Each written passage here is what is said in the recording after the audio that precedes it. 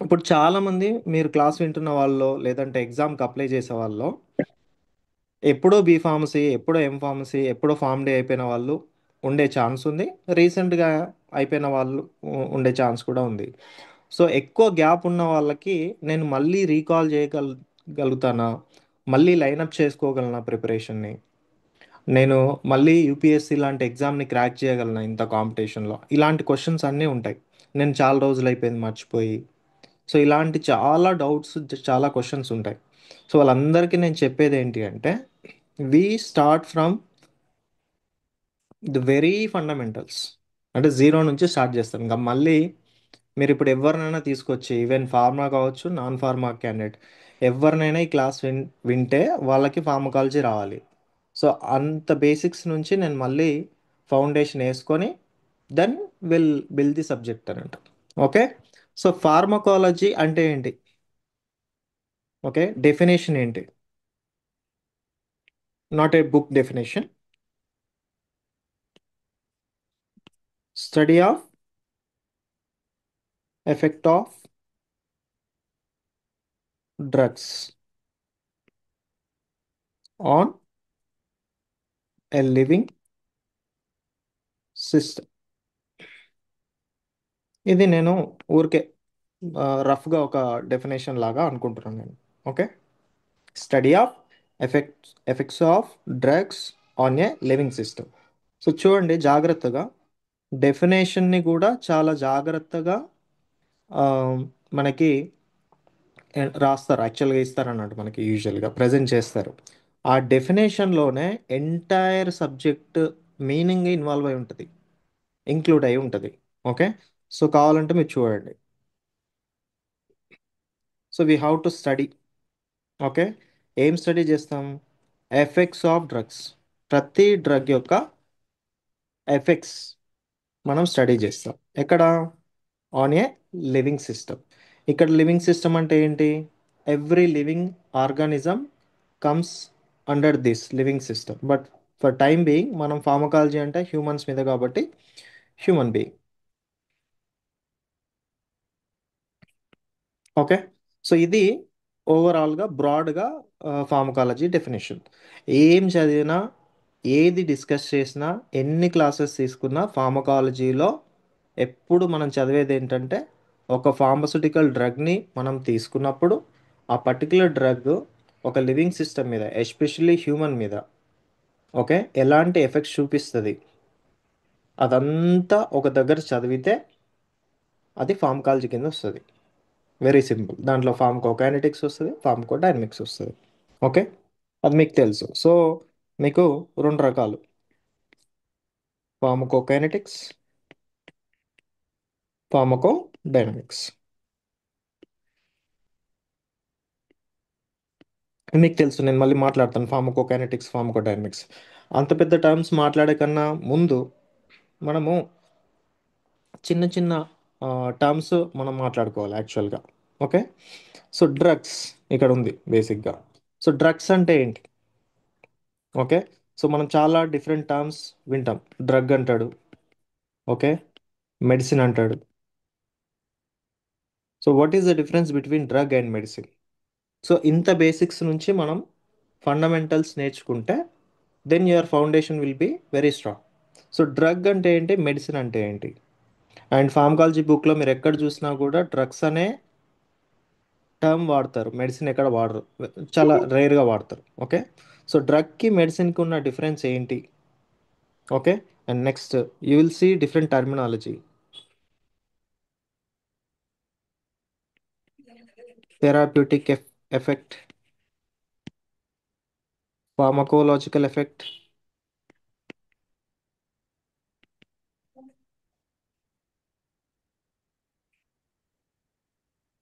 And biological effect or biological response. ఇలా different టర్మినాలజీని కూడా మనం చూస్తాం along with drug and medicine. Okay. ఇవన్నీ డిఫరెంట్ టర్మ్స్. ఏది ఎక్కడ వాడాలి, ఎలా పడితే అలా వాడడానికి లేదు. So every every terminology has its own background అన్నట్టు. సో ఇప్పుడు డ్రగ్ మెడిసిన్కి డిఫరెన్స్ ఏంటంటే, ఇప్పుడు మీరు నేచర్లో ఏదన్నా ఒక దాన్ని డ్రగ్ అని చెప్పాలంటే, ఓకే, ఇది డ్రగ్ అని చెప్పడానికి ఒకటే ఒకటి ఏంటి అంటే it has to be a chemical substance. అంటే దానికి ఒక స్ట్రక్చర్ ఉండాలి, అది కెమికల్ సబ్స్టాన్స్ అయి ఉండాలి. సో దాన్ని మనము being a chemical substance called drug. So ఏదైనా కెమికల్ సబ్స్టాన్స్ అయితే దాన్ని మనం డ్రగ్ అనొచ్చు. ఓకే, అదొకటే రిక్వైర్మెంట్ డ్రగ్ అని చెప్పడానికి, ఓన్లీ కెమికల్ సబ్స్టాన్స్. మెడిసిన్ అంటే ఏంటి? It has to be a chemical substance. Okay, and it has to produce it has to produce therapeutic response. మరి డ్రగ్ ఏంటి? కెమికల్ సబ్స్టాన్సే, but it will produce biological response.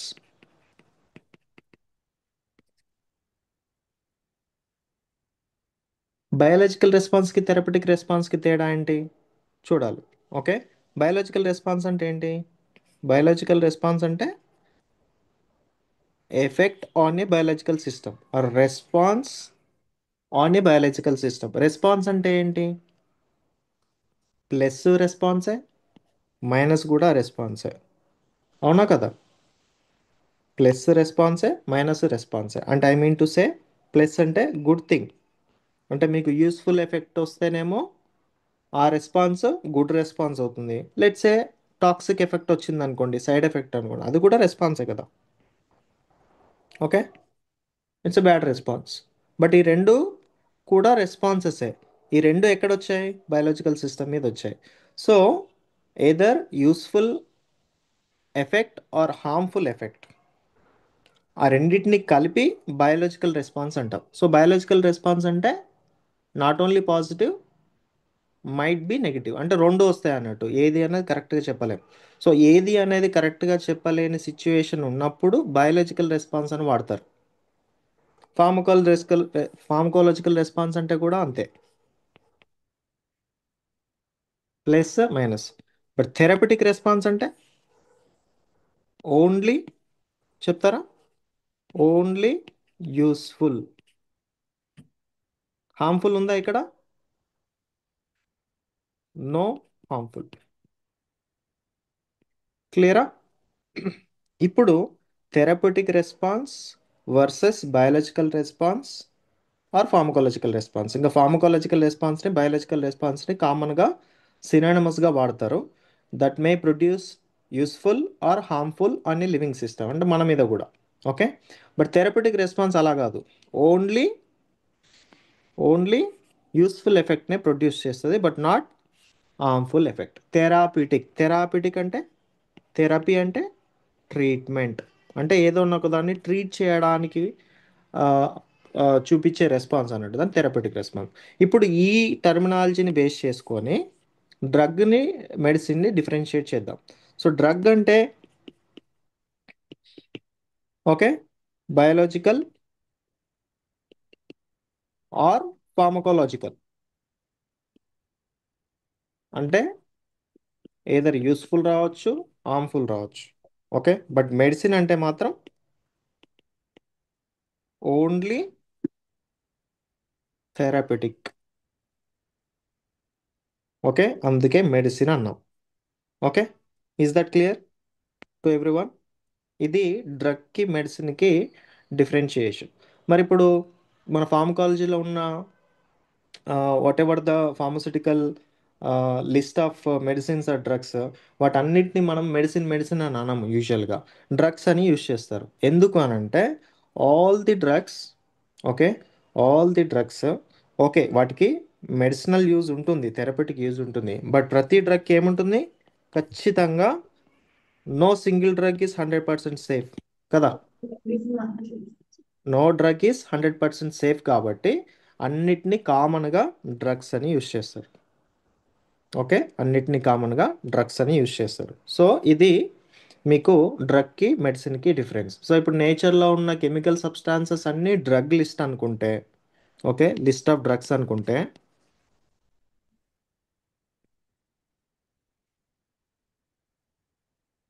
ఇందులో సెలెక్టివ్గా కొన్నింటిని, అంటే only therapeutic response ఉన్నవి ఏవైతే ఉంటాయో, ఓన్లీ యూస్ఫుల్ ఉన్నవి ఏవైతే ఉంటాయో వాటన్నిటిని రాస్తే, పక్కకు తీస్తే మెడిసిన్స్ అయితే. క్లియరా? సో అలా చూస్తే all the medicines are set to be drugs. అంతేనా? But all the drugs are not medicines. ఇది మెడిసిన్స్కి డ్రగ్స్కి మధ్యలో డిఫరెన్షియేషను, అండ్ థెరపటిక్ రెస్పాన్స్కి, ఫార్మకాలజికల్ రెస్పాన్స్కి, బయాలజికల్ రెస్పాన్స్కి డిఫరెన్షియేషన్. ఫార్మకాలజికల్ బయాలజికల్ అంటే గుడ్ ఆర్ బ్యాడ్, అంటే toxic effect or useful effect. But therapeutic అంటే ఓన్లీ యూస్ఫుల్, అంటే డామినేటింగ్లీ యూస్ఫుల్ ఎఫెక్ట్ అన్నట్టు. ఓకే. సో ఇది drug, medicine, therapeutic, pharmacological and biological రెస్పాన్స్కి డిఫరెన్స్. ఓకే. సరే, ఇప్పుడు ఎఫెక్ట్ ఆఫ్ డ్రగ్స్ అంటున్నాం. ఓకే. ఇప్పుడు యాక్చువల్గా డ్రగ్స్ ఎందుకు యూజ్ చేస్తాం అంటే క్వశ్చన్ వేద్దాం ఇక్కడ. వై షుడ్ వి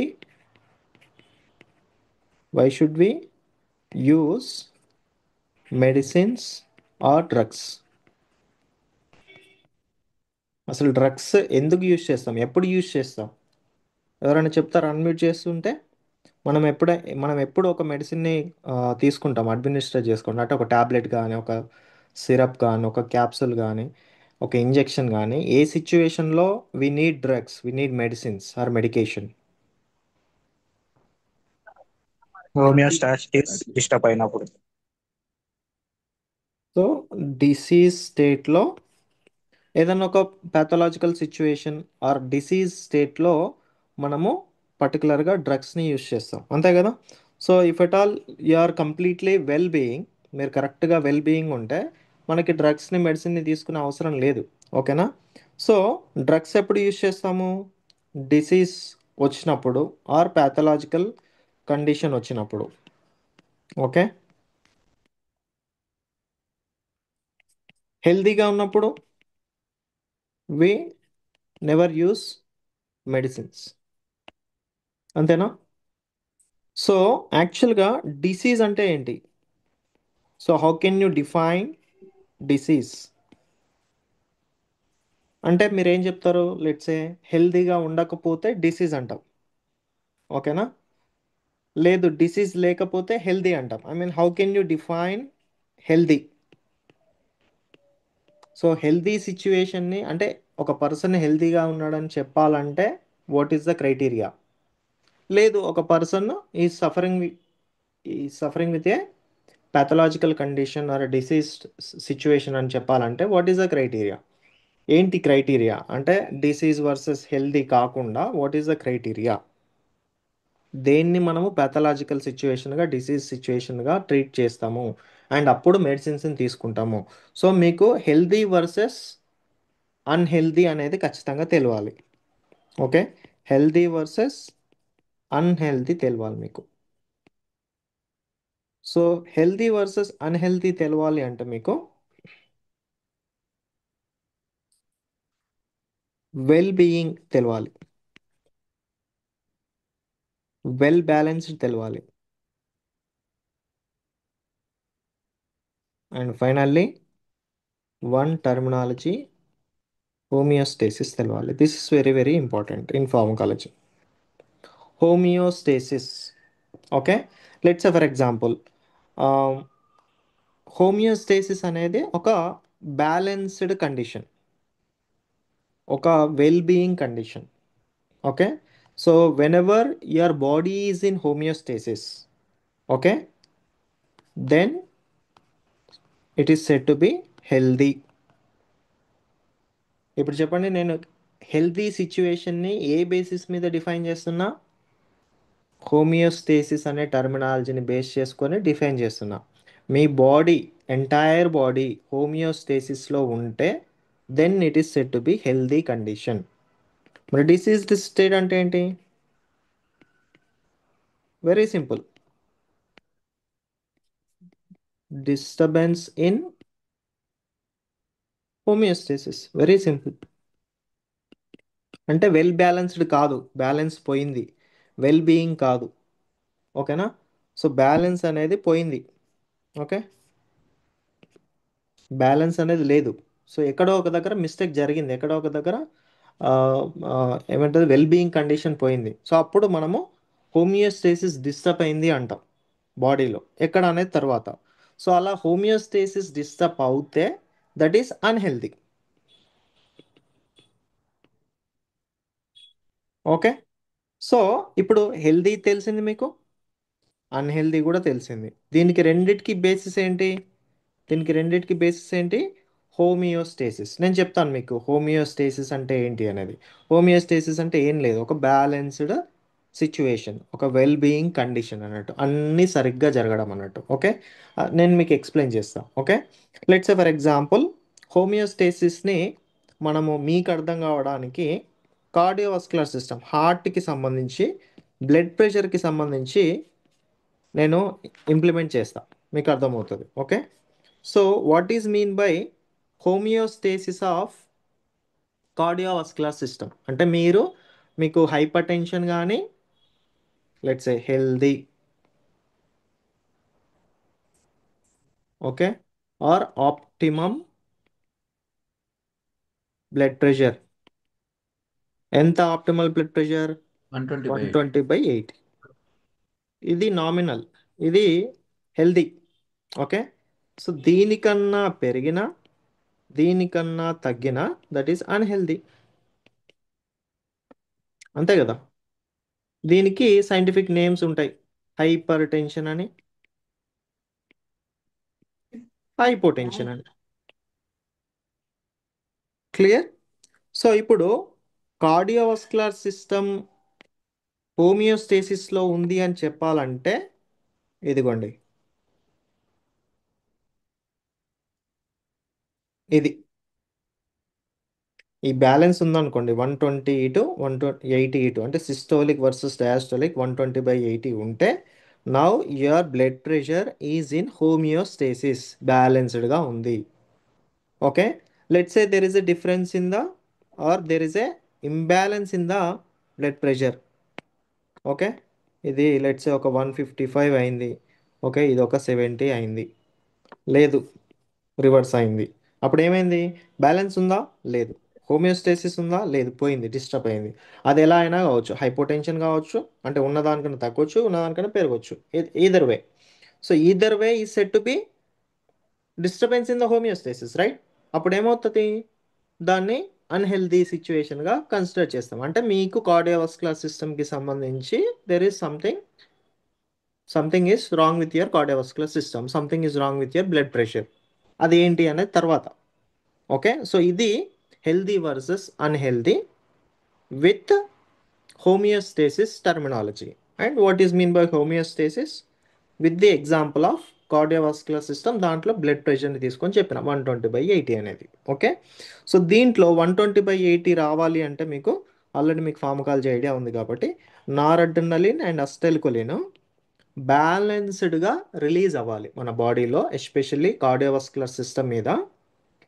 నారడ్రినలిన్ ఎంత రిలీజ్ అవుతుందో, అట్ ది సేమ్ టైం అంతే బ్యాలెన్స్డ్గా, అంతే అమౌంట్లో అస్టైల్కోలిన్ కూడా రిలీజ్ అవ్వాలి. ఒకటి పెంచడానికి, ఇంకొకటి తగ్గించడానికి. సో ఒకటి పెరుగుతూ ఉంటే ఇంకోటి తగ్గిస్తుంది, ఇంకోటి తగ్గుతూ ఉంటే ఇంకోటి పెంచుతుంది. ఓవరాల్గా అవి రెండు ఈక్విలిబ్రేషన్లో బ్యాలెన్స్డ్ సిచ్యువేషన్ని మెయింటైన్ చేసి 120/80 తీసుకొస్తాయి.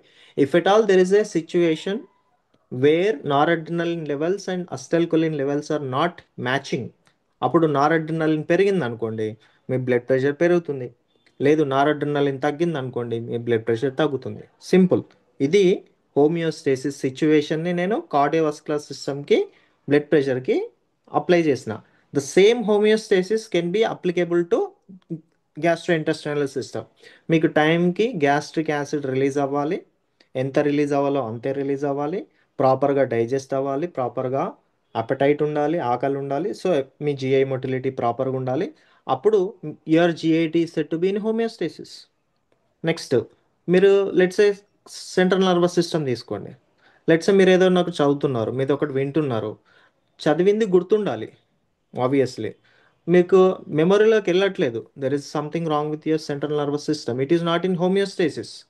అవునా కదా? అలాగే మీ కిడ్నీస్ ప్రాపర్గా ఫిల్టరేషన్లో ఇన్వాల్వ్ అవ్వాలి. So it has to B homeostasis. అక్కడ కిడ్నీ హోమియోస్టేసిస్ డిస్టర్బ్ అయింది అనుకోండి, అప్పుడు అన్హెల్దీ సిచ్యువేషన్ రావడానికి ఛాన్స్ ఉంది. సో ఇవంతా కూడా హెల్దీ వర్సెస్ అన్హెల్దీ. క్లియరా? సో ఇప్పుడు అన్హెల్దీ వచ్చినప్పుడు, అన్హెల్దీ అనగానే ఇది రాసుకోవాలి, డిస్టర్బెన్స్ ఇన్ హోమియోస్టేసిస్. ఇప్పుడు అన్హెల్దీ రాగానే మనం ఏం చేస్తాం? Will go to A physician. Okay, ఒక ఫిజిషియన్ దగ్గరికి వెళ్తాం. దాని తర్వాత హీ విల్ ప్రిస్క్రైబ్ మెడిసిన్. మళ్ళీ మెడిసిన్ దగ్గరకు వచ్చింది. ఇప్పుడు ఈ డ్రగ్ని మనం కన్జ్యూమ్ చేస్తాం, లెట్స్ యాంటీ హైపర్టెన్సివ్. అంటే ఏదైనా ఇక మీరు ఏ డ్రగ్ అయినా తీసుకోండి, అంటే మీన్ డ్రగ్స్ ఆర్ మెడిసిన్స్. ఈ కండిషన్లో మాత్రమే disturbance in homeostasis, unhealthy, high blood pressure, hypertension కేసులోనే మనం మెడిసిన్స్ దగ్గరికి వెళ్తున్నాం, మెడిసిన్స్ హెల్ప్ తీసుకుంటున్నాం. Because body cannot optimize the blood pressure itself. అంటే బాడీ తనకు తాను మేనేజ్ చేసుకోలేకుంది. లెట్స్ ఫర్ ఎగ్జాంపుల్, మీరు రన్ చేశారనుకోండి, రన్నింగ్, అప్పుడు ఏమవుతుంది? మీది 120/80 ఉండదు, పెరిగిద్ది 160, 170 అలా అవుతుంది. ఓకేనా? బట్ మీరు రెస్టింగ్ మోడ్లోకి వచ్చిన తర్వాత పరిగెత్తి కాసేపు రెస్ట్ తీసుకుంటే మళ్ళీ 120/80 రావాలి. ఇక్కడ 160, 180 ఉంది అని చెప్పేసి బ్లడ్ ప్రెషర్ పెరిగింది అనడానికి ఉందా? లేదు. ఎందుకు? Body will automatically adjust the blood pressure according to the need. కానీ హైపర్ టెన్షన్ కేసులో రెస్టింగ్ మోడ్లో కూడా, మీరు రెస్ట్ తీసుకున్నప్పుడు కూడా 120/80 కాకుండా 160 కానీ 180 కానీ ఉందనుకోండి, then there is a situation, body manage చేసుకోలేకుంది. అప్పుడు మేనేజ్ చేయడానికి బయట నుంచి ఒకరిని పంపించాలి. అది ఎవరు? డ్రగ్సో మెడిసినో మనం పంపిస్తాం. ఓకే. సో అది మెడిసిన్ అండ్ డ్రగ్ యొక్క పని. సో ఇప్పుడు డ్రగ్ ఏం చేయాలి? ఆ డ్రగ్ పని ఏంటి? ఏదైనా తీసుకోండి, మీరు ఫార్మకాలజీలో we have thousands of drugs. ఏ డ్రగ్ అయినా చేసే పని ఏంటి తెలుసా? To set right the homeostasis, అంతే. ఏ డ్రగ్ అయినా ఇవ్వండి, కార్డియోవాస్కులర్ సిస్టమ్ సంబంధించిన drug, let's say anti hypertensive drug, అదేం చేస్తుంది? It will go and set right the homeostasis of cardiovascular system. జిఐటికి సంబంధించిన డ్రగ్ ఇవ్వండి, అదేం చేయాలి దాని పని? అక్కడ జిఐటి హోమియోస్టేసిస్ డిస్టర్బ్ అయింది, ఆబ్వియస్లీ ప్యాంటాప్రజోల్, ర్యాంటాక్ ఇవన్నీ కూడా ఏం చేస్తాయి? అక్కడ వెళ్ళి సెట్ చేయాలి. ఎలా సెట్ చేస్తాయి? ఎవరిని పట్టుకుంటాయి? మీడియేటర్ ఎవరు ఉంటారు? అందులో ఎంతమంది ఇన్వాల్వ్ అవుతారో, ఆ సినిమాలో ఎన్ని క్యారెక్టర్స్ ఉంటాయి, ఇదంతా కూడా మెకానిజం ఆఫ్ యాక్షన్లో, ఫార్మకాలజీలో, ఫార్మకోకైనెటిక్స్లో, ఫార్మకోడైనమిక్స్లో చదువుతాం. But ultimately every drug has to set right the disturbed homeostasis. And ultimately A medicine అయినా డ్రగ్ డిస్కవరీలో, డ్రగ్ డిజైనింగ్లో సైంటిస్టులు ప్రిపేర్ చేయడానికి, సింథసిస్ చేయడానికి, ఇన్వెంట్ చేయడానికి ఓన్లీ రీజన్, బాడీ తనకు తాను సెట్ చేసుకోలేని హోమియోస్టేసిస్ సిచ్యువేషన్స్ని బయట నుంచి ఎక్స్టర్నల్గా వెళ్ళి, అది వెళ్ళి ఫోర్స్ఫుల్గా సెట్ చేస్తుంది. ఇది all the medicines and all the డ్రగ్స్కి అల్టిమేట్ డెస్టినేషన్. ఇంకా దాంట్లో మెకానిజం ఏదైనా కావచ్చు. In order to set right the homeostasis there are various approach. చెప్పాను కదా, మనం మన ఇంటికి రావడానికి వేరియస్ రూట్స్ ఉంటాయి. ఓకే. సో ఏ ప్రాసెస్లో అది సెట్ చేస్తుంది అన్నది ఇట్స్ ఎ డిఫరెంట్ థింగ్, అది వదిలేయండి. బట్ అల్టిమేట్లీ ఒక డ్రగ్ యొక్క అల్టిమేట్ ఇంటెన్షన్ ఏంటి? ఒక మెడిసిన్ యొక్క అల్టిమేట్ ఇంటెన్షన్ ఏంటి? అల్టిమేట్గా హోమియోస్టేసిస్ని తీసుకురావడమే ఏ డ్రగ్ అయినా, మెడిసిన్ అయినా చేసేది. సో ఇది హోమియోస్టేసిస్ యొక్క ఇంపార్టెన్స్. ఓకే. అండ్ హోమియోస్టేసిస్కి, హెల్దీకి, అన్హెల్దీకి, అండ్ ఇందులో మెడిసిన్ ఆ డ్రగ్ యొక్క రోల్కి సంబంధించిన ఇంటర్లింక్, ఇదంతా ఇంటర్లింక్ డిస్కషన్. ఇక్కడి వరకు క్లియరా టర్మినాలజీ? సో ఇప్పుడు మీకు ఫార్మకాలజీ మీద ఒక కంప్లీట్ ఓవర్వ్యూ రావాలి. మనకి ఆ ఏరియా ఓవర్వ్యూ అంతా తెలిస్తే దెన్ మనము ఆ, ఏమంటారు, ఆ గల్లీల్లో తిరగొచ్చు హాయిగా. మనకు ఫస్ట్ ఓవర్వ్యూ యాంగిల్ లేదనుకోండి, you will be very much confused. So ఇది హోమియోస్టేసిస్ అనే టర్మినాలజీ యొక్క ఇంపార్టెన్స్. సో దీన్ని మనం ఎక్కడైనా ఇంప్లిమెంట్ చేయొచ్చు. మీరు ఏ సిస్టమ్ అయినా ఏ ఆర్గాన్ అయినా తీసుకోండి, this is applicable. Okay. And దానికి సంబంధించిన ఏ డ్రగ్ అయినా తీసుకోండి, obviously it is applicable. Is it clear to everyone? Yes sir. Any questions? ఇక్కడ వరకు మీకు ఏమైనా క్వశ్చన్స్ ఉంటే అడగచ్చు.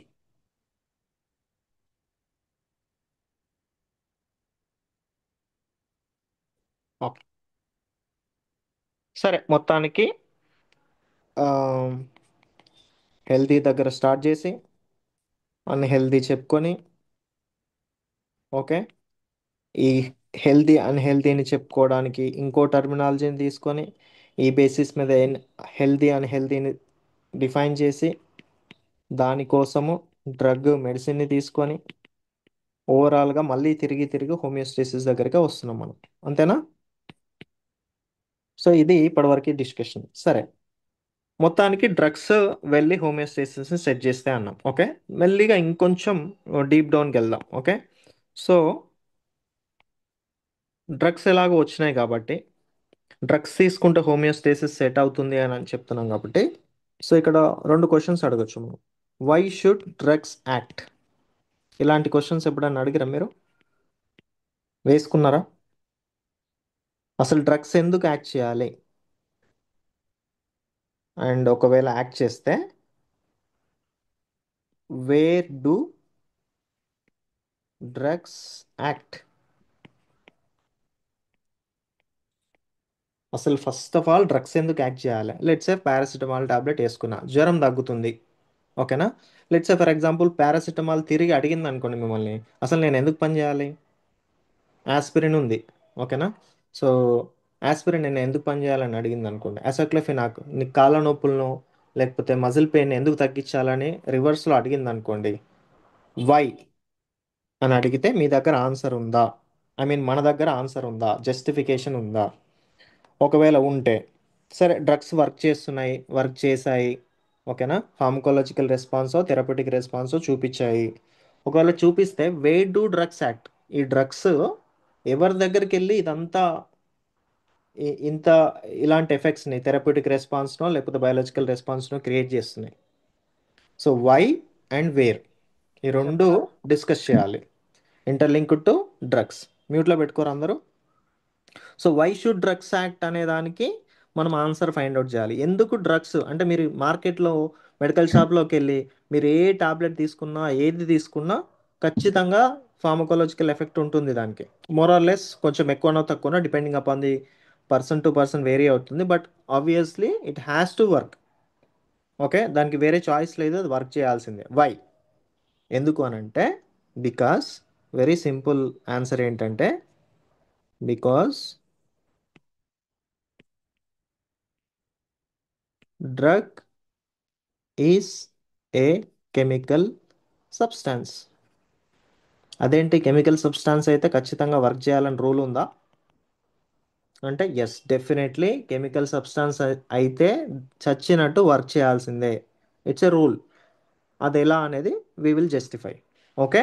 సో నేను only why should drugs act అనే క్వశ్చన్కే ఆన్సర్ని డిస్కస్ చేస్తున్నా.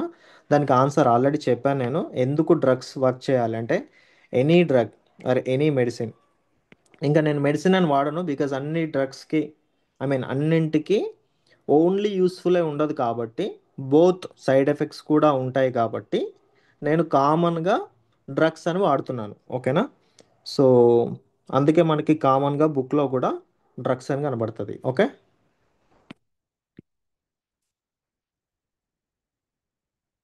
Okay, because drug is a chemical substance. Okay. So chemical substance అయితే ఏంటి అని అంటే, there is a logic. Chemical substance అయితే ఖచ్చితంగా వర్క్ చేయాలి. సరే, ఇది ఇలా ఉంచి సెకండ్ క్వశ్చన్ చూద్దాం. సరే, వర్క్ చేసింది, అది కెమికల్ సబ్స్టాన్స్ అని ఏదో చెప్తున్నాను నేను. సరే, ఓకే, అది అది యాక్సెప్ట్ చేద్దాం. Okay, where do drugs act? మన బాడీలో ఒక టాబ్లెట్ వేసుకున్న తర్వాత అది ఎక్కడ వెళ్తుంది, what is the destination, where do drugs act, అంటే ఎక్కడికి వెళ్ళి ఎవరి మీద ఈ డ్రగ్స్ యాక్ట్ చేస్తాయి. లొకేషన్, నేను అడిగేది సైట్, లొకేషన్ ఏంటి, తెలుసా లొకేషన్? Receptor sir. రిసెప్టార్ అని కొంతమంది అంటారు, అయాన్ ఛానల్ అని కొంతమంది అంటారు, ఇంకా ఎంజైమ్ అని కొంతమంది అంటారు, సెల్ మెంబ్రేన్. సెల్ మెంబ్రేన్ అని కొంతమంది అంటారు. Okay. So targeted site.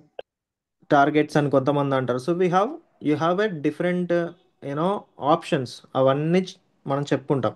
So we have already studied the pharmacology, మనం ఆల్రెడీ ఫార్మకాలజీ మీరు అందరూ చదువున్నారు, because you are all graduates. But మనకి ఎంతవరకు తెలుసు అనేది ఒకసారి మనం చెక్ చేసుకుంటున్నాం అంతే సింపుల్గా. ఓకే, బట్ ఒక ప్యాటర్న్లో ఒక స్ట్రక్చర్ వేగా నేను మిమ్మల్ని ట్రాక్ మీదకి తీసుకెళ్ళడానికి ట్రై చేస్తున్నాను. That is what I'm doing. Okay. So ఇప్పుడు వై అనేది ఆన్సర్ ఇచ్చా, వేర్ అంటే మీరు చెప్పిన రిసెప్టార్ అన్నారు కొంతమంది, అయాన్ ఛానల్స్ అంటారు కొంతమంది, ఎంజైమ్స్ అంటారు, సెల్ మెంబ్రేన్, ఇవన్నీ ఎక్కడ ఉంటాయి మరి? మీరు చెప్పిన రిసెప్టార్ ఎక్కడ ఉంటుంది? What is the location of the receptor? Cell. What is the location of ion channel? Cell. What is the location of enzyme? Cell. What is the location of protein? Cell. మీరు ఏది this, what is the location of cell membrane itself? It's a part of cell, cell component అది.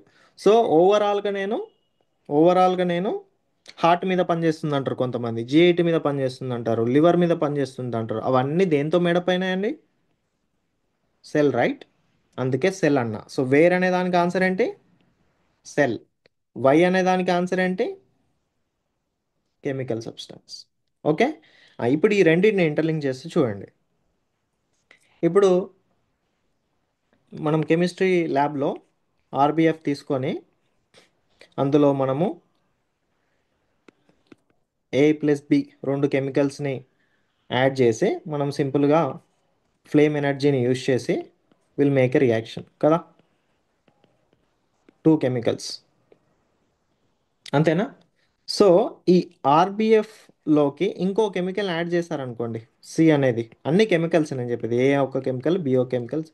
So C అనేది కూడా add చేశారనుకోండి, అప్పుడు ఏమవుతుంది? Reaction జరుగుతుంది. But A+B జరిగినప్పుడు, A+B ఉన్నప్పుడు రియాక్షన్ వేరు, A+B+C ఉన్నప్పుడు రియాక్షన్ వేరు. సో ఆబ్వియస్లీ ఇవన్నీ మూడు కెమికల్స్ కాబట్టి ఈ మూడిటి మధ్యలో కెమిస్ట్రీ జరగడానికి పాసిబిలిటీ ఉంది. అది మీకు తెలుసు, ఇది వెరీ ఫండమెంటల్ మన కెమిస్ట్రీ ప్రకారంగా చూస్తే. ఓకే. అలాగే ఈ ఆర్బిఎఫ్ రౌండ్ బాటమ్ ఫ్లాస్క్లో ఎలాగైతే కెమికల్స్ ఉండి కెమికల్ రియాక్షన్స్ వాటి మధ్యలో జరుగుతున్నాయో క్యాటలిస్ట్ని యూస్ చేసుకొని, మన సెల్ ఉంది కదా, cell, cell is set to be, సెల్ని ఏమంటారు తెలుసా? వరల్డ్ ఆఫ్ కెమికల్ రియాక్షన్స్ అంటారు. సెల్కున్న ఇంకో పేరు ఇది, సెల్. ఏ సెల్ అయినా తీసుకోండి మీరు, అది కార్డియోవాస్కులర్, కార్డియాక్ సెల్ కావచ్చు, పెరైటల్ సెల్ కావచ్చు, ఎన్ని ఎన్ని టైప్స్ ఆఫ్ సెల్స్ ఉంటాయని చెప్పాను నేను? 200 డిఫరెంట్ టైప్స్ ఆఫ్ సెల్స్ ఉంటాయి మన బాడీలో. Our body is composed of 200 different types of cells. So ఒక చిన్న సెల్ని నేను సెపరేట్ తీసా బాడీలో నుంచి, బిలియన్స్ ఆఫ్ సెల్స్ ఉన్నాయి మన బాడీలో. ఒక్కొక్క సెల్ ఏంటంట? World of world of chemical reaction అంటే, వరల్డ్ అంటున్నాడు, కెమికల్ రియాక్షన్స్ అంటున్నా అంటే ఒకటా రెండా? అసలు ఎన్ని కెమికల్ రియాక్షన్స్ జరుగుతాయి అంటే ఒక సెల్లో, you can just imagine it's a world of chemical reactions, number of chemical reactions జరుగుతాయి. మీరు నమ్ముతారా ఒక చిన్న సెల్లో అంత chemistry, world of chemical reaction జరుగుతాయంటే? ఎస్, నమ్మాలి. మనకు ఒక సబ్జెక్ట్ ఉంది, ఆ సబ్జెక్ట్ పేరు ఏంటి చెప్పండి?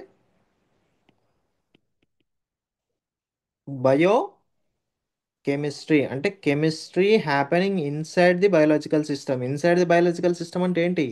సెల్ లోపల టీసీఏ సైకిల్ ఉంది, క్రెబ్స్ సైకిల్ ఉంది, గ్లైకాలసిస్ ఉంది, ఓకే, ఏటీపీ సింథసిస్ ఉంది, ప్రోటీన్ సింథసిస్ ఉంది, డిఎన్ఏ సింథసిస్ ఉంది. ఓకే. మీకు ఇవన్నీ కూడా ఎక్కడ జరుగుతాయండి? ఇప్పుడు నేను చెప్పినవన్నీ కూడా ఎంటైర్ బయోకెమిస్ట్రీ సబ్జెక్ట్లో వచ్చే ఈచ్ అండ్ ఎవ్రీ పాత్వే ఎక్కడ జరుగుతుంది?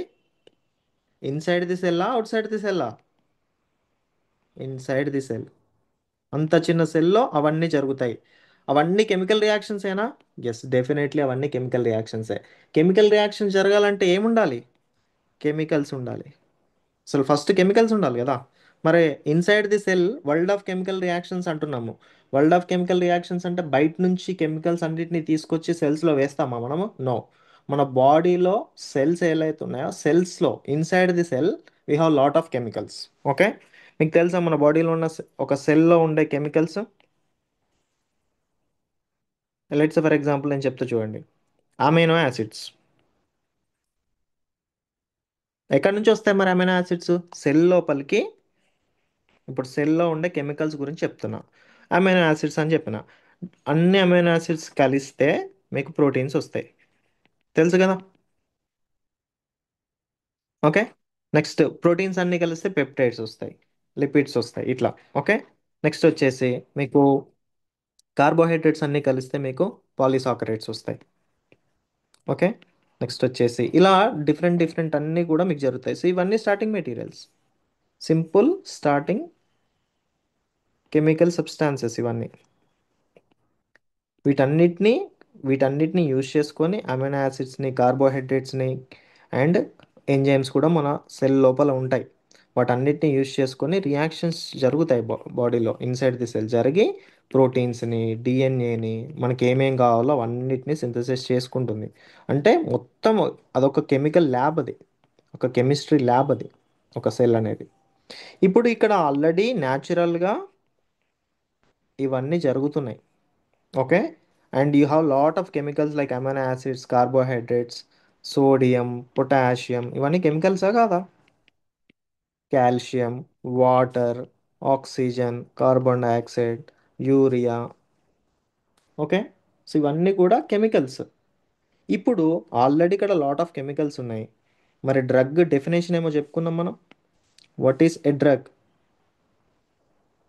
డ్రగ్ అనేది ఏంటి? డ్రగ్ అని చెప్పాలంటే it has to be a chemical substance. చెప్పండి. ఇప్పుడు వై షుడ్ డ్రగ్స్ యాక్ట్ అంటే, వే డు డ్రగ్స్ యాక్ట్ అంటే చెప్పాను లొకేషన్ సెల్ అని. ఇప్పుడు ఈ drug being a chemical substance, ఇప్పుడు డ్రగ్ అనేది కెమికల్ సబ్స్టాన్స్ కదా. ఈ కెమికల్ సబ్స్టాన్స్ ఆల్రెడీ ఇక్కడ ఉన్న కెమిస్ట్రీలోకి ఎంటర్ అయితే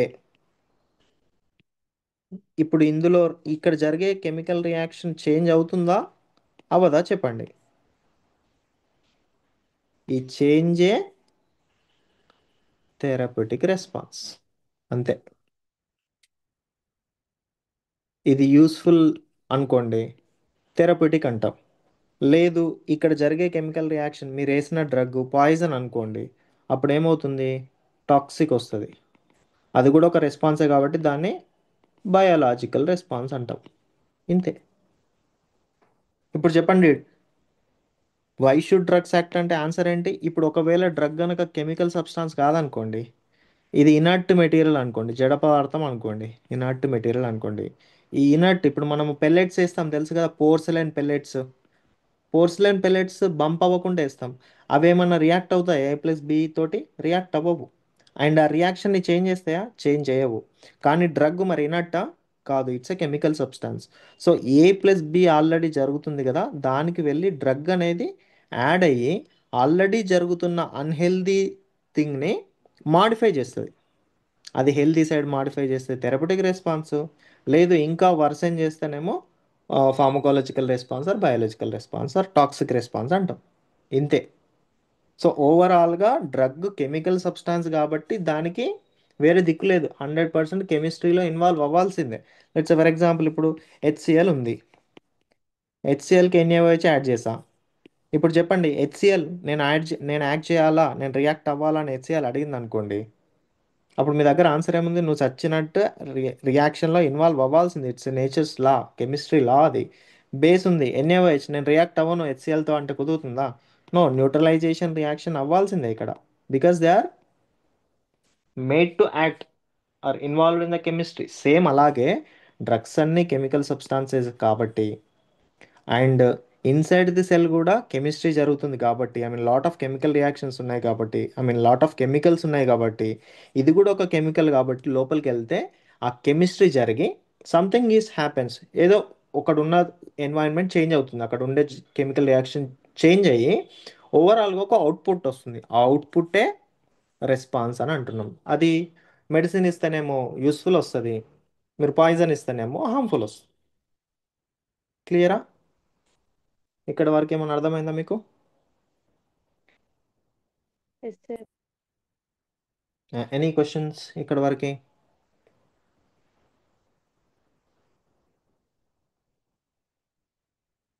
do you have any questions? ఏం క్వశ్చన్స్ రావట్లేదా?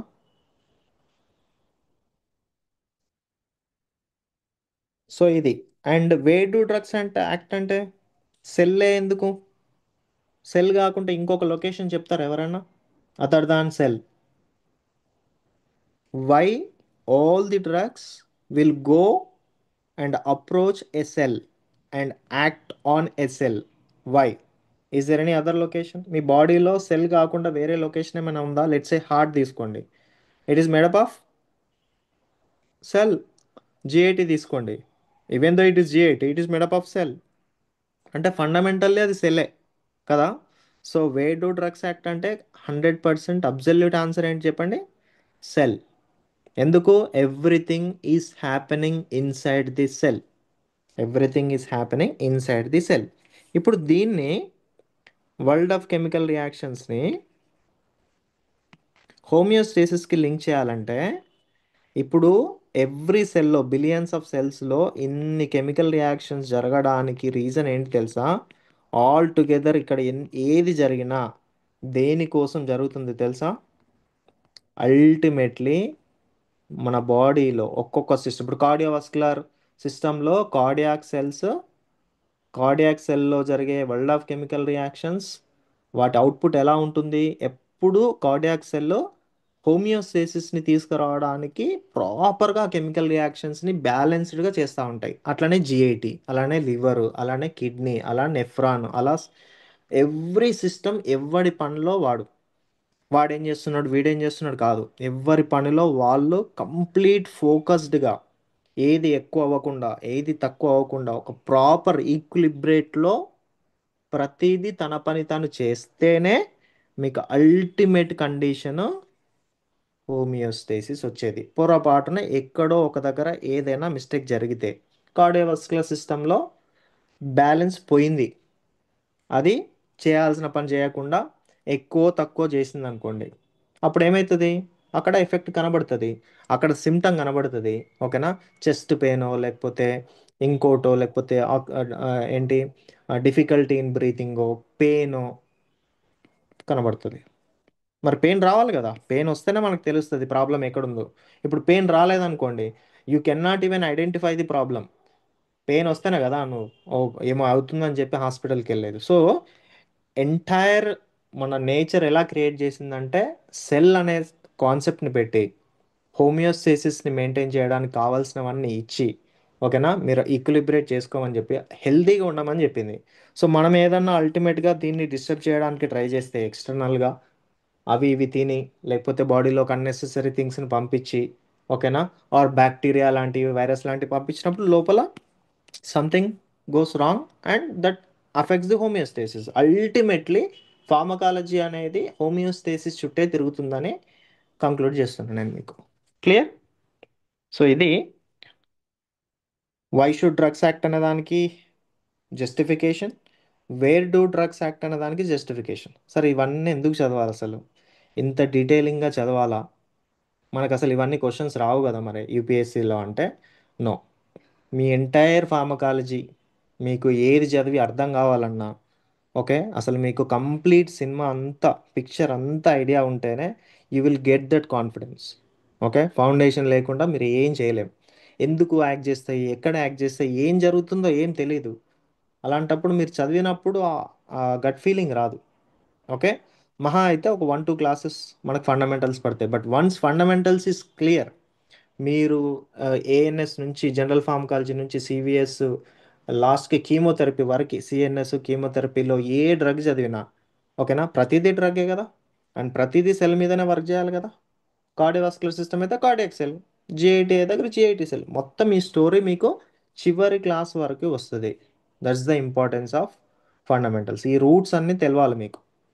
ఊరికే అట్లా ఫార్మకాలజీ అంటే ఓపెన్ చేసేసి డైరెక్ట్గా ఫార్మకోకైనెటిక్స్, డైరెక్ట్గా ఫార్మకోడైనమిక్స్, అగోనిస్ట్, యాంటాగోనిస్ట్. అసలు అగోనిస్ట్ అంటే ఫస్ట్ ఆఫ్ ఆల్ అగోనిస్ట్ తెలవాలంటే మీకు ఆ, ఈ స్టోరీ అంతా తెలవకుండా డైరెక్ట్ అగోనిస్ట్ వెళ్ళి బైండ్ అవుతుంది, ఓపెన్ చేస్తుంది, క్లోజ్ చేస్తుంది అంటే ఇట్స్ మీనింగ్లెస్ థింగ్.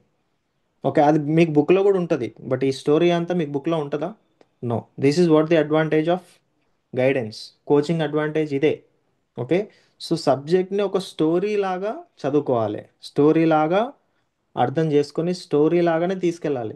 క్లాస్ అయిపోయిన తర్వాత ఒక వైట్ పేపర్ తీసుకొని జస్ట్ మీరు చెప్పిన టర్మ్స్ అన్నీ రాసుకోలేదు. Drug, medicine, pharmacological response, therapeutic response, biological response, homeostasis, healthy, unhealthy, role of drug, why should drugs act, way to drugs act, ఇట్లా మీరు అంతా టర్మ్స్ రాసుకొని అల్లుకుంటూ వెళ్ళాలి. ఇంకెవరైనా పక్కన ఎవరైనా ఉంటే వాళ్ళకి ఈ స్టోరీ అంతా చెప్పాలి. It's interesting story, right? అప్పుడు మీకు సబ్జెక్ట్ మీద గ్రిప్ వచ్చినట్టు ఫీల్ అవుతారు మీరు. ఒక్కసారి ఒక సబ్జెక్టు మనకు వచ్చు అనే కాన్ఫిడెన్స్ వచ్చిందా, ఇంకా నెక్స్ట్ మీరు ఏం చేసినా నడుస్తుంది. ఆ కాన్ఫిడెన్స్ రావడం ఇంపార్టెన్స్. ఎందుకు, ఎప్పుడెప్పుడు చదివిన ఉన్నాం కదా మనం. మీకు ఆ కాన్ఫిడెన్స్ రావాలంటే ఊరికే రాదు, అది రమ్మంటే రాదు, ఒకరు ఇస్తే కూడా రాదు. You have to feel that confidence. So దానికోసమే మనం ఈ వర్క్ అంతా చేయాలి. Okay, so it's worth to spend time on fundamentals. ఒక్కసారి ఫండమెంటల్స్ అయిపోతే యూనిట్స్కి యూనిట్స్ ఎగిరిపోతాయి. బికాస్ ఎవ్రీథింగ్ ఫండమెంటల్స్లోనే ఉంటుంది. మీరు చూడండి కావాలంటే ఎంత సింపుల్గా మీకు చాప్టర్స్ అనేవి ఎగిరిపోతూ ఉంటాయి అనేది ఏముండదు. ఫండమెంటల్స్ చదివించి చదవడానికి ఏముండదండి.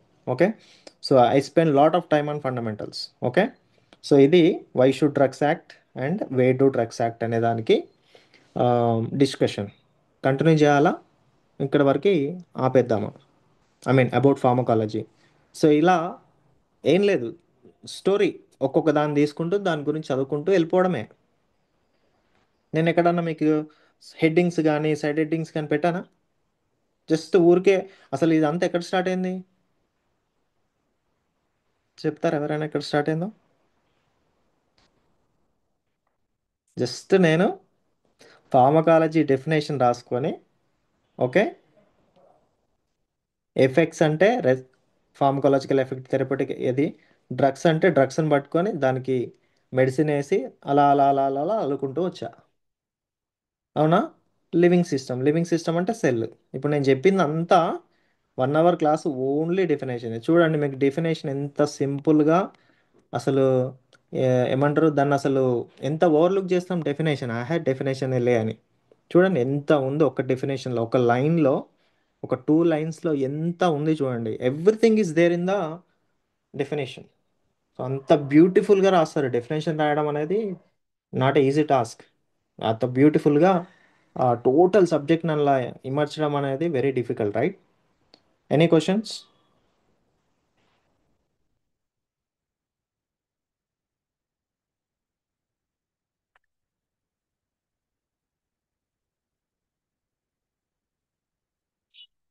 Any questions? ఆపేద్దామా ఇక్కడ వరకే? సో దిస్ ఇస్ కంటిన్యూ చేద్దాం. కంటిన్యూ చేద్దామా? ఓకే, ఇంకా మిగిలిన వాళ్ళు, you want me to continue or? Continue sir.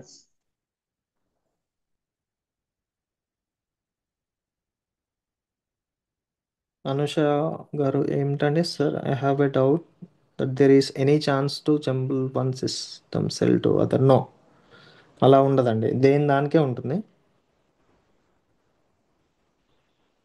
Okay,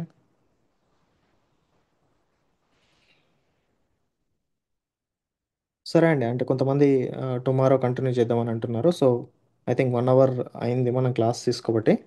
so I thought like it's a demo. I just wanted to let you know like how we teach అనేది. This is what my teaching way of approach.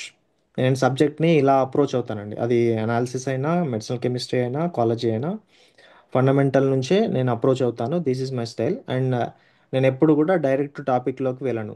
ఓకేనా? So my approach is like indirect approach and root level approach.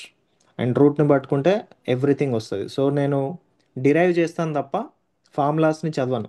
ఫార్ములాని derive చేస్తాను. ఇప్పుడు classification derive చేస్తాను కానీ classification రాయను నేను. So ఇలా మనము ప్రతి సబ్జెక్ట్ని, ప్రతి టాపిక్ని చదువుకుంటూ వెళ్తాం. ఇలా చదువుకుంటూ వెళ్తే, ఐ మీన్ ఫార్మకాలజీ తీసుకుంటే you have thousands of concepts to be revealed. ఈ కాన్సెప్ట్స్ అన్ని రివీల్ అయినప్పుడే మీకు సబ్జెక్ట్ అనేది వస్తుంది. Okay, so this is all about pharmacology. నేను ఇంకా జనరల్ ఫార్మకాలజీ స్టార్ట్ చేయలే, ఫార్మకోకైనెటిక్స్, ఫార్మకోడైనమిక్స్ ఏం చదవాలి. యాక్చువల్గా దీని తర్వాత మెల్లిగా సెల్ గురించి వచ్చింది కాబట్టి, ఎవ్రీ డ్రగ్ సెల్ మీద వర్క్ చేస్తుంది కాబట్టి, ఓకే, సెల్ మీద మళ్ళీ ఎక్కడ ఎగ్జాక్ట్ లొకేషన్ ఏంటి, ఓకే, అంటే cell membrane will comes in to the picture. అక్కడే రిసెప్టార్స్, అయాన్ ఛానల్స్ ఇవన్నీ వస్తాయి. ఓకేనా, సెల్ మెంబ్రెయినే ఎందుకు, ఓకే, అసలు ఆ సెల్ మెంబ్రెయిన్ ఎక్కడి నుంచి వచ్చింది, ఓకేనా. So cell membrane is plays a very very important role. Okay, cell membrane composition ఏంటి, అసలు అంతకుముందు సెల్ మెంబ్రెయిన్ ఉండేనా నేచర్లో. Okay, so nature wantedly cell మెంబ్రెయిన్ని డిజైన్ చేసుకుంది. ఓకే, సో దానికి ఆర్కిటెక్ట్, దానికి ఒక ఇంజనీర్లు అందరిని అపాయింట్ చేసి సెల్ మెంబ్రెయిన్ స్ట్రక్చర్ ఎలా ఉండాలో చాలా మోడల్స్ని ట్రై చేసిన తర్వాత ఒక ఫైనల్ మోడల్, ఫాస్ఫోలిపిడ్ బైలేయర్ అనే మోడల్ని ఫైనలైజ్ చేసుకుంది సక్సెస్ఫుల్గా. ఓకే, అండ్ సెల్ మెంబ్రెయిన్ ఎందుకు ఫాస్ఫోలిపిడ్ బైలేయర్గా ఉంది, why not it is a single layer, okay, why it is made up of phospholipids, okay, and ఆ కాంపోజిషన్లో అవే ఎందుకున్నాయి, వేరే ఎందుకు లేవు, ఓకే, అండ్ అసలు first of all cell membrane ఎందుకు నేచర్ క్రియేట్ చేసుకుంది, అది చేసే రోల్ ఏంటి, what is the function and role of cell membrane, okay, so what is mean by selective permeability, okay, so ఇలాంటివన్నీ కూడా డిస్కస్ చేయాలి. అసలు ఈ రిసెప్టార్ కాన్సెప్ట్ ఎక్కడి నుంచి వచ్చింది, ఓకేనా, is receptor is a part of cell membrane or outside the part of cell membrane. ఇదంతా కూడా సెల్ మెంబ్రెయిన్లోనే ఉంటుంది. So everything happens on the cell membrane. So we need to discuss in a more in detail way, especially cell మెంబ్రెయిన్కి సంబంధించి cell కాంపోనెంట్స్లో cell membrane గురించి చాలా డీటెయిల్గా చదవాలి. బికాస్ ఎంటైర్ ఫార్మకాలజీ జరిగేది ఆ గ్రౌండ్ మీదనే, ఆ సెల్ మెంబ్రెయిన్ మీదనే, where you see all receptors, ion channels అన్నీ. ఓకే, సో ఇవన్నీ నేచర్ కష్టపడి డిజైన్ చేసుకుంది అవసరాలకు తగ్గట్టుగా. సో ఆ స్టోరీ అంతా చాలా బ్యూటిఫుల్ ఉంటుంది. నెక్స్ట్ క్లాస్లో అదంతా మనము చూద్దాం. ఓకే, అలా మెల్లిగా సెల్ మెంబ్రెయిన్ నుంచి, కాంపోజిషన్ నుంచి, రిసెప్టార్స్, అయాన్ ఛానల్స్ అవన్నీ వాటికి అవే వస్తాయి. మనం ఏం హెడ్డింగ్స్ పెట్టుకోని అవసరం లేదు. రిసెప్టార్స్ వస్తాయి కదా, టైప్స్ ఆఫ్ రిసెప్టార్స్ వస్తాయి. Okay, 4 types. ఎందుకు 4 types, why not fifth type, దానికి అదే పేరు ఎందుకు పెట్టారు, ligand gated ion channel receptor అని. దాని కింద అవే ఎగ్జాంపుల్స్ ఎందుకున్నాయి, జీపీసీఆర్ దానికని ఏమెందుకు ఇచ్చారు, దాని కింద ఎగ్జాంపుల్స్ ఏంటి. ఓకే, సో ఇట్లా టైం స్కేల్ అంతే ఎందుకు ఉంటుంది, స్ట్రక్చర్ అలాగే ఎందుకు ఉంది, ఇలా ప్రతి దానికి reasoning, why, justification, justifications, question answer తోటే entire syllabus, entire subject finish చేయాలి. ఇంక ఎగ్జామ్ ఏముంది అనేది అది మనకు అవసరం లేదు. ఏ ఎగ్జామ్ అటెంప్ట్ చేస్తాం అనేది I don't care. Okay, but సబ్జెక్ట్ని ఇలా చదవాలి. Okay, hope you got some information from this class. Hope you liked it. You can just share you can just share the YouTube class link. ఇది కూడా యూట్యూబ్లో పెడతాను, నేను నిన్నటిది కూడా పెట్టాను. So you can share this class link with your friends, among your friends, and వాళ్ళని మన WhatsApp గ్రూప్లో జాయిన్ కమ్మని చెప్పండి. You can share the WhatsApp link to. And we have announced UPSC drug inspector online batch. So ఆ ప్రాసెస్లోనే I'm conducting these free demos. అవునా, just to let you know like how we teach అనేది. మీకు first of all మీరు join అవ్వాలంటే without proof you cannot join, right. So నేనే చెప్పాను మీరు అట్లా జాయిన్ అవ్వద్దు అని. ఓకే, సో అందుకే నేను ఫ్రీ డెమోస్ కండక్ట్ చేశాను. So soon we will start regular classes. ఇదే స్టైల్లో ఉంటాయి. Within 3 months we can finish our syllabus. Okay, 90 daysలో we can finish the entire UPSC syllabus, line to line మనం finish చేయగలుగుతాం. So అవన్నీ నేను batch details అన్నీ ఇచ్చాను. మీకు ఇంకెవరికన్నా క్వశ్చన్స్ ఉంటే డిస్క్రిప్షన్లో మీకు వాట్సాప్ లింక్ ఉంటుంది. ఆ వాట్సాప్లో జాయిన్ అయ్యి you can text me. Okay, any other questions మీ సైడ్ నుంచి?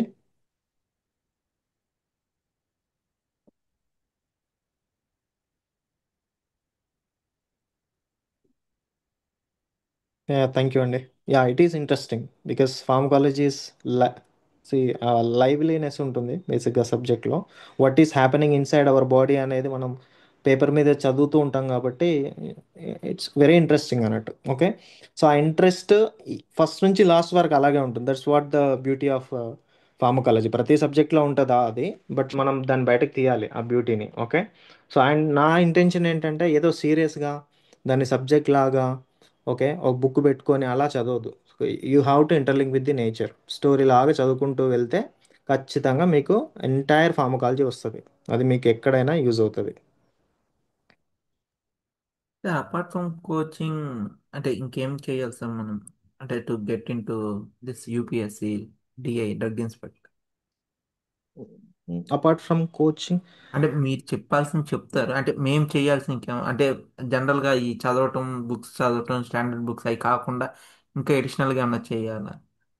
అది సి లేకపోతే ఏది అడిషనల్గా ఏది అడిషనల్గా చేయడం ఏది అడిషనల్గా చేయడం ఏమి ఉండదు. ఒకటే ఉంటుంది, వర్క్ చేయడం అంతే. దానికి అడిషన్స్ డిలీషన్స్ ఏమి ఉండకూడదు యాక్చువల్గా. It's a process, learning process. See ఎట్లా ఉండాలంటే అల్టిమేట్గా మీరు ఒక టాపిక్ని తీసుకుంటే దాని మీద మీకు 100%, అట్లీస్ట్ మోర్ దెన్ 90% మీకు గ్రిప్ ఉందా అంటే మీన్ టు సే దాని మీద ఏ క్వశ్చన్ ఎవరు అడిగినా, లెట్స్ ఏ చిన్నపిల్లలు అడుగుతారు కదా ర్యాండమ్గా ఒక క్వశ్చన్, అరే భలే అడిగాడు అసలు దానికి ఆన్సర్ తెలియదు. ఇప్పుడు ఏదో ఫెస్టివల్ వచ్చింది అనుకోండి, ఈ ఫెస్టివల్ ఎందుకు చేసుకున్నాం అంటే మనకు ఒక్కొక్కసారి స్టక్ అయిపోతాం మనం. ఒక అవును సార్. ఏరియా తీసుకుంటే లెట్స్ ఇప్పుడు జనరల్ ఫార్మకో డైనమిక్స్ తీసుకుంటే అగోనిస్ట్ యాంటోగోనిస్ట్ తీసుకుంటే ఏ క్వశ్చన్ అయినా ఎవరైనా అడగని దానికి మీరు ఆన్సర్ చెప్పగలగాలి ఎక్స్ప్లెనేషన్ తోటి, జస్టిఫికేషన్ తోటి, ఏదో ఎస్కేప్ చేసి కాదు. అండ్ అందులో నుంచి ఏ డ్రగ్ అడిగినా, ఏ రకంగా అడిగినా, ఎలాంటి క్వశ్చన్ వచ్చినా, అది ఫిల్ ఇన్ ద బ్లాంక్స్ కావచ్చు, ఎంసీక్యూ కావచ్చు, మ్యాథ్స్ ద ఫాలోయింగ్ కావచ్చు, వాట్ నాట్, అసలు మీకు కాన్సెప్ట్ క్లియర్ ఉంటే ఎవ్రీథింగ్ ఈజ్ క్లియర్, రైట్? ఇంకా అందులో మీరు ఈ క్వశ్చన్ ఆ క్వశ్చన్ అని కాదు. సో అలా చదవాలి. సో డైజెస్ట్ చేసుకునేలాగా ఒక్కొక్క ఏరియాని మీరు ఫోకస్ చేయాలి. అంతకు మించి మీరు చేసేది ఏం లేదు. ఆ ఆ గ్రిప్ వచ్చేదాకా, ఆ 100% నాలెడ్జ్ ఆ ఏరియా మీద వచ్చేదాకా, ఆ టాపిక్ మీద వచ్చేదాకా number of times, multiple times చదివిందే మళ్ళీ చదవాలి, చదివిందే మళ్ళీ ప్రాక్టీస్ చేయాలి, రివైజ్ చేయాలి, క్వశ్చన్ పేపర్స్ చేయాలి. మళ్ళీ కాన్సెప్ట్ మిస్ అయింది అనుకోండి, మళ్ళీ వెనక్కి వెళ్ళి మళ్ళీ చూడాలి. మీరు ఎప్పుడైతే పర్ఫెక్షన్ వచ్చేదాకా ప్రతి టాపిక్ మీద పర్ఫెక్షన్ని తీసుకొస్తారో ఓవర్. Okay sir. సిలబస్ కాపీలో ప్రతి టాపిక్ లెట్సే మీరు రౌండప్ చేశారనుకోండి, ఇప్పుడు సిలబస్ కాపీ ఉంది ఇలా, లెట్సే ఫర్ ఎగ్జాంపుల్ టాబ్లెట్స్ అనేది ఉందనుకోండి, నేను సిలబస్ కాపీలో పెన్సిల్తో ఇలా రౌండప్ చేయాలి అంటే you have to make sure 100% మీకు తెలుసా, అలా అయితే రౌండప్ చేయండి. అలా సిలబస్ కాపీలో ఎన్ని ఉంటాయి? 13 మాడ్యూల్స్ ఉన్నాయి. 13 మాడ్యూల్స్లో టాపిక్స్ ఉన్నాయి. ప్రతి దాన్ని మీరు రౌండప్ చేయండి. మీకు if you are confident enough 100% మీరు రౌండప్ చేయండి. అలా స్టార్టింగ్ నుంచి లాస్ట్ వరకు చేస్తే ఇంకేముందండి. యూపీఎస్సి డ్రగ్ ఇన్స్పెక్టర్ 400 పడాల్సిన అవసరం లేదు, 4 పడ్డా చాలు. అందులో ఒకటి మనకు వస్తుంది కదా. అవును సార్.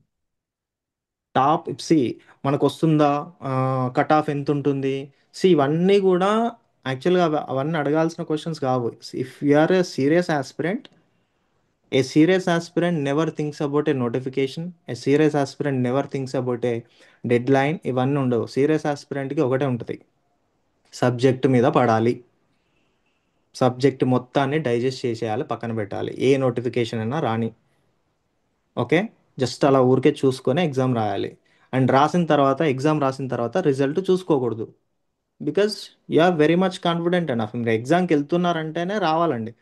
అదర్వైజ్ ఆ ఎగ్జామ్ అప్లై చేసి కూడా లాభం లేదు, అసలు అప్లై కూడా చేయొద్దు అంట నేను. ఇప్పుడు అది వస్తుందో రాదో, అనవసరంగా దానికి ఎందుకు డబ్బులు పెట్టాలి అప్లికేషన్కి, ఆ సర్టిఫికేట్స్ అన్ని ఎందుకు అప్లోడ్ చేయాలి, ఓకే, ఆ ఎగ్జామ్ సెంటర్ దాకా ఎందుకు పోవాలి. You can do some other activity, right? ఆ పర్టికులర్ ప్రాసెస్లో మీ మీ ఇంట్రెస్ట్ ఉన్న దాని మీద వర్క్ చేయొచ్చు కదా. ఎగ్జామ్ అప్లై చేశారు అంటే, ఫిల్ చేశారంటే జాబు, ఒక పొజిషన్ మనది. ఒక్కటి ఉంటే ఆ ఒకటి మనది, ఒక్కటి ఉన్నా చాలు, ఆ ఒకటి మనదే ఉండాలి. అంత బెస్ట్ మీరు ఇవ్వగలగాలి. ఇదంతా మోటివేషన్ లాగా ఉంటుంది. I don't like to motivate anyone. So it's your career. But I always believe like సబ్జెక్ట్ని నమ్ముకుంటే ఏదైనా వస్తుంది మన దగ్గరికి. డెఫినెట్లీ అది యూపీఎస్సీయా, స్టేట్ డిఐయా, I don't mind, I don't care. సబ్జెక్ట్నే నమ్ముకోవాలి, ఎవరిని నమ్ముకోవద్దు. ఓకే. సో ఆ సబ్జెక్ట్ ఎక్కడ ఉంటే అక్కడికి వెళ్ళాలి. అది బుక్ అయినా, పర్సన్ అయినా, ఇన్స్టిట్యూట్ అయినా, ఏదైనా కావచ్చు. ఇక మనకు కావాల్సింది ఆ, ఎక్కడ ఉంటుందో అక్కడికి వెళ్ళడం. That's the first thing, right? అంతే. అది మీరే చేయగలుగుతారు అనుకోండి, I can interpret the subject more than this guy అని అనుకోండి ఫర్ ఎగ్జాంపుల్. అప్పుడు ఇంట్లో కూర్చొని హాయిగా ప్రాపర్గా కూర్చొని నోట్స్ రాసుకొని చదువుకోవాలి. It's a better thing. Time waste చేయొద్దు. సో ఇది మీరు 100% గ్రిప్ వచ్చేదాకా ట్రై చేయడమే మీకున్న సొల్యూషన్, ఇంకేం లేవు. ఏ మార్క్ టెస్ట్లు, ఏ ప్రీవియస్ ఇయర్ క్వశ్చన్ పేపర్లు, ఏ ఇంటర్ప్రిటేషన్లు, ఏ అనాలిసిస్లు మీకు అన్నం పెట్టవు, ర్యాంకుని తీసుకొచ్చి పెట్టవు. ఓకే. Got sir. యా. నోటిఫికేషన్లు వస్తూ ఉంటాయి, పోతూ ఉంటాయి, బట్ సబ్జెక్టు మీకు ఎప్పుడు ఉంటుంది. ఆ సబ్జెక్ట్తో మీరు కెరీర్లో ఏదైనా చేయొచ్చు. Maybe you can settle as a faculty, maybe you can settle as a research scientist, లేదు మీరు హైయర్ ఎడ్యుకేషన్కి వెళ్ళొచ్చు, పిహెచ్డి చేయొచ్చు, పోస్ట్ డాక్ వెళ్ళొచ్చు. You don't know, right? You never know what happens అనేది. సో సబ్జెక్ట్ని పట్టుకోండి, అదే మీకు ఆ, ఆధారం. సబ్జెక్ట్ నమ్ముకుంటే పని అవుతుంది. ఇంకా మీరు ఏది నమ్మాల్సిన పని లేదు, ఎవరి మాటలు నమ్మాల్సిన పని లేదు. లేదు అట్లా కాదు అంటే, యా, ప్రియారిటీ అండి ఎప్పుడైనా లైఫ్లో ప్రియారిటీ. మీకు ఏది ప్రియారిటీ? మీ జాబ్ ప్రియారిటీ అనుకోండి, మీకు జాబే ఉంటుంది. యూపీఎస్సీ ప్రియారిటీ అనుకోండి, యూపీఎస్సీ వస్తుంది. Priority plays a role. Nature కూడా అలాగే ఉంటుంది. మీ హైయెస్ట్ ప్రియారిటీ మీరు ఏది ఇస్తున్నారో, నేచర్ కూడా దానికే సిగ్నల్ ఇస్తుంది. సో మీరు యూపీఎస్సీకి హైయెస్ట్ ప్రియారిటీ ఇవ్వాలంటే రోజు 4-5 గంటలు కూర్చోవాలి, దానికి హైయెస్ట్ ప్రియారిటీ ఇవ్వాలి. ఇవ్వలేరు అనుకోండి, నేచర్ మనకు సహకరించదు కదా. మీరు ఇయ్యనప్పుడు నేచర్ ఎట్లా ఇస్తుంది? సో ఆ లాజిక్ని మీరు పట్టుకోవాలి. వెరీ సింపుల్ లాజిక్స్, నేచర్లో లాజిక్స్ వెరీ సింపుల్ అండి, మనం కాంప్లికేట్ చేసుకుంటాం. Okay. So this is all about pharmacology from GVK.